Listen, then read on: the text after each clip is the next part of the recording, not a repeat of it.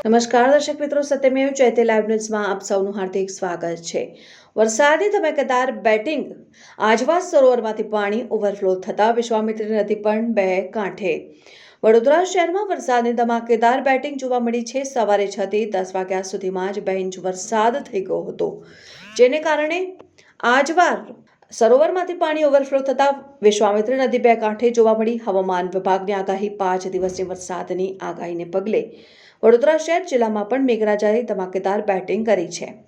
વડોદરામાં સવારે 6 થી 10 વાગ્યા સુધીમાં જ 2 ઇંચ વરસાદ થઈ ગયો, જ્યારે કે 2 ઇંચ વરસાદમાં સમગ્ર વડોદરાને ધમરોડી નાખ્યું। ભારે વરસાદને પગલે આજવા સરોવરમાંથી પાણી ઓવરફ્લો થતા વિશ્વામિત્રી નદી પણ બે કાંઠે જોવા મળી। વિશ્વામિત્રી નદીએ સવારે માત્ર 20 ફૂટની સપાટી ક્રોસ કરી હતી ને ભારે પવનને પગલે સયાજી ગરનાળું પણ બંધ કરવામાં આવ્યું, જેના કારણે વાહન ચાલકો અટવાયા। જેતલપુર બ્રિજ નીચે પણ વરસાદી પાણી ભરાયા હતા અને વરસાદી પાણીમાં પાર્ક કરેલી કાર સહિતના વાહનો ડૂબી ગયા હતા।